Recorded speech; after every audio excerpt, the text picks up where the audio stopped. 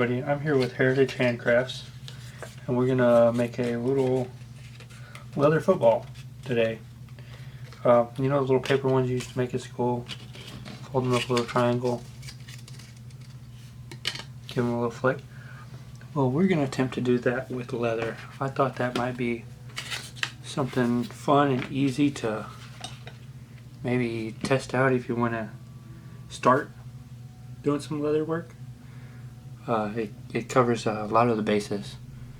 So this piece of leather here is something I got from Hobby Lobby, I think. It was one of those little scrap bags. Scrap bag of leather. What we're going to do here is we're going to measure it out, and this is 2.5 by 2.5 inch. And get this going. Oh, there it is. There's a better roller.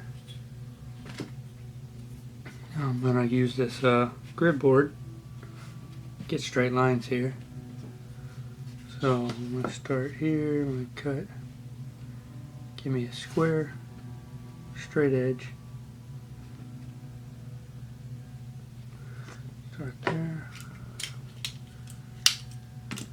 Just cut that real quick. Good to do this with a sharp knife or a sharp blade. Got a couple of different cutting utensils, but I always seem to go back to the good old utility knife. Alright, there's that one.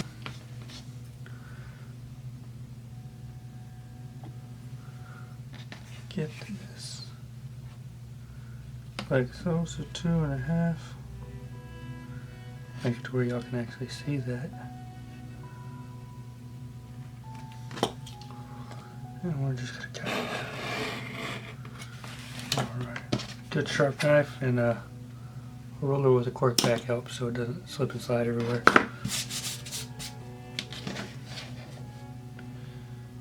Square this off.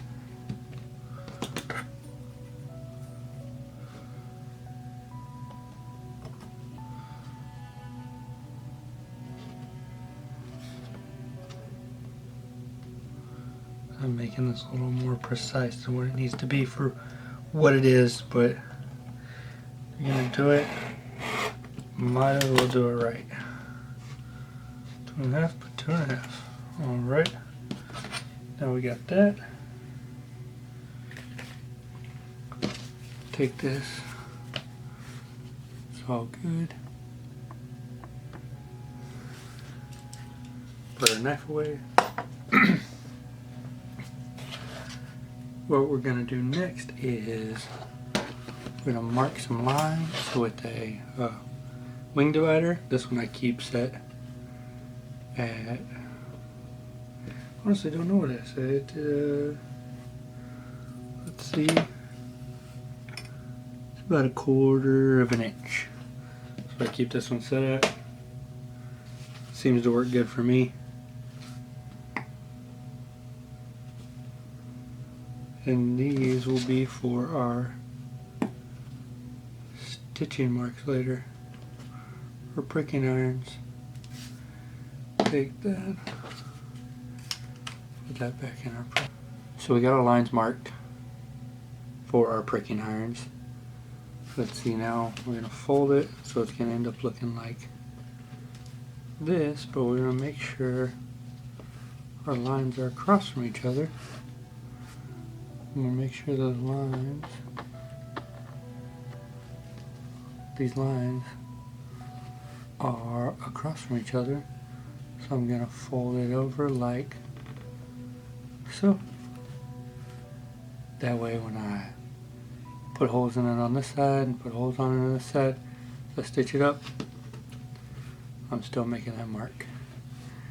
And then normally I will use contact cement on it, but I found this it's like a roll of double-sided tape. Focus. It's like a roll of double-sided tape, and it just comes out, and I'm gonna try this today to see if it works any better.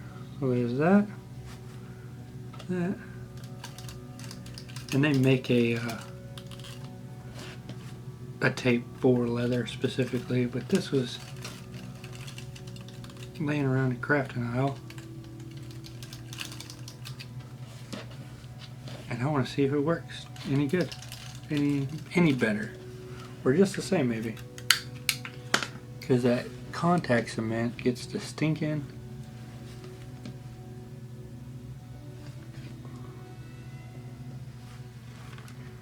Press it in like so. Get this one lined up. Well, it holds for what I need it to do.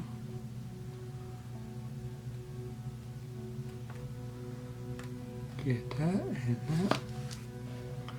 Alright, next we're going to take, I have a 4mm pricking iron. Just going to go down, put some holes in this, and then we're going to saddle stitch it up. Now when I do this, on this particular one, I want to fill it with something. That way it's not just a folded over piece of leather, real thin. Like I like to stuff. I have a cloth, a drop cloth from like a painter's cloth that I picked up, and it's just kicking around the old workbench here. I'm gonna use that, and I'm gonna stuff it in there. Maybe give it a little more of a football look to it. But I'm gonna put some holes in this real quick, and then we will be back. I'll show you how to stitch it up. Alright, there we are. And all I did was I used this piece of granite underneath, and this little, it's supposed to be a self-filling mat, a little 1x1. It's seen better days now, but I don't do it on this table because it makes a lot of noise, and so I usually just put it in my lap, to tell you the truth. But all you're doing is you're following it down.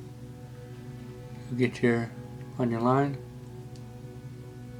get it about as 90 or as straight up and down as you can, and give it a little hit with the hammer. You follow that down, so you're going to leave your last hole. You follow your line, so on and so forth. And when you get to the end, they make different size irons. I just take it and I will back it up to where I want my last hole to be, and then it lines up with the rest of them. I just punch my holes in there like that. So we're going to go with some black thread, regular leather. These aren't normal like stitching needles. These are leather specific. They're a little thicker. They're sharp at the end, but they're not as sharp as like a sewing needle. So you can stab yourself. It's just a little harder. They still kind of are not the greatest to poke yourself in the finger with when you're stitching. But so how I thread these up, and we'll get you in closer here so you can see. I will take my thread, pull it off here, focus,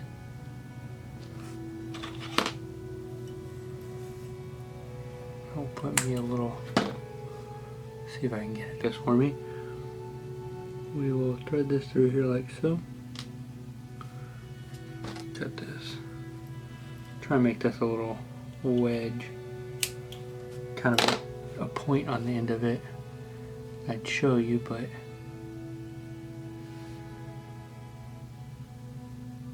you just run it through the back of your needle, the eye of your needle. Pull that through like so.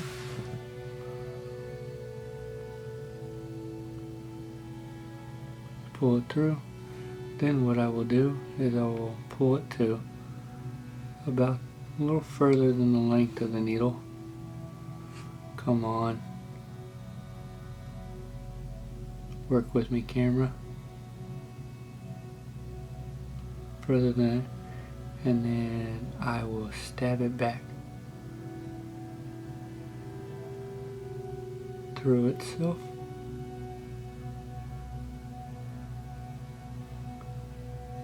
Like so. Camera's not liking this at all. Do like that, and then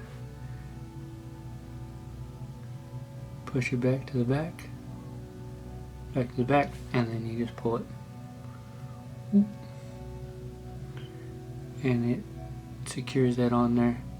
Over time it'll pull itself through a little bit at a time, but since we threaded it that way, if it pulls itself out, you can just cut the thread and re-thread it on like that. And then we're going to measure this out. I usually do the length of the needle, and then about 2 times what I need. So I'll go to threads, to the edge, go to the threads like that, like so, to the end of them, and come back, and I will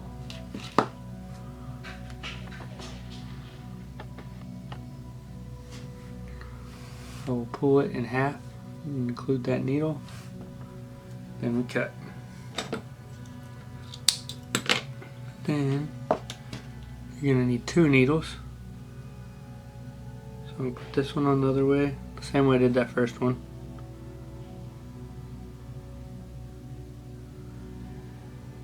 Then you have 1 piece of thread with 2 needles on the ends. Then you just go all the way through the first hole, even them out.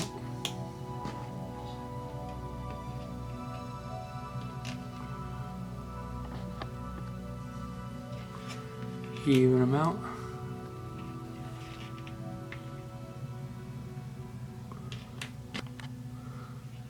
Alright, so we're going to take first needle, put it about a ½ inch through, and I'm going to take my next needle and I'm going to put it about a ½ inch through.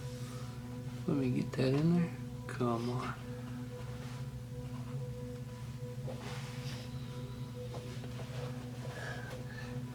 There we go. Make sure our thread is even. Then we have 2 needles stuck through kind of like that, 1 on each side. And then you just pull it through. And then after you get it through, you continue that down your holes all the way through. And then I'm going to finish this up because it's a little easier in my lap. Focus.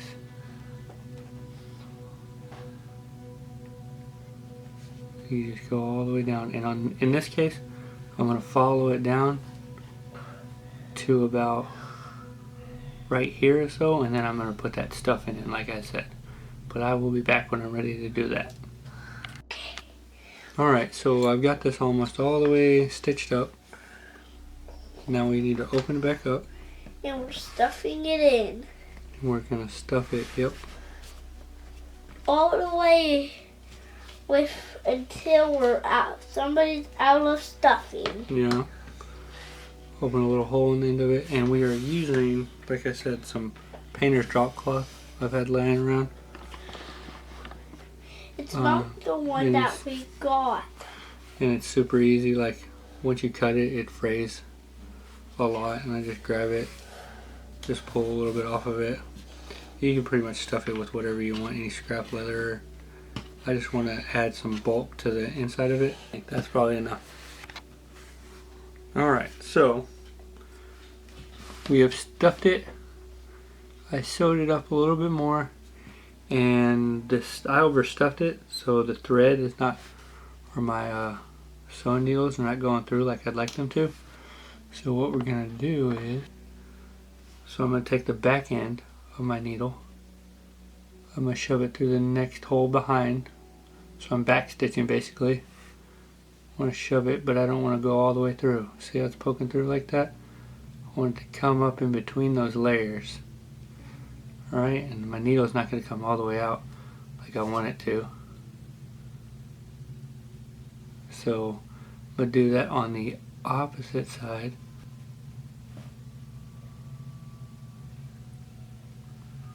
Do that on the opposite side, get it through there. A little harder to do it with the back of the needle than it is the front. Push it through as well. Then I'm gonna take my scissors, get it right here, cut that thread, cut that thread, get rid of those needles and pull those out now.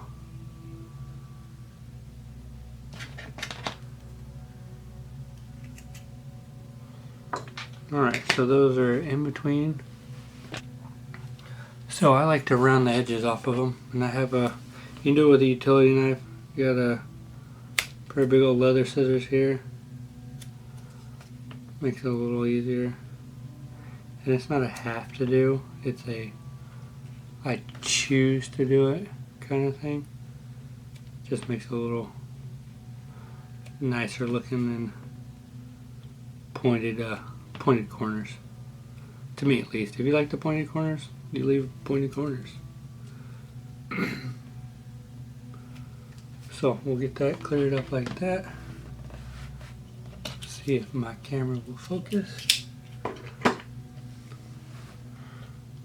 We're stuffed. It's a little lumpy. Have to work it out a little bit over time. It'll break down, move around. But next, and this is just because kind of thing. It'll transfer over to other projects you do. You will take some, you can take veg tan, work with water. There's a thing called trag gum for burnishing the edges. And I have Tokonol, which Tokonol is great for burnishing. The only downside is it has a I want to say leather base, but I don't think that's right. Or not a leather base. It has a like a almost resin quality to it.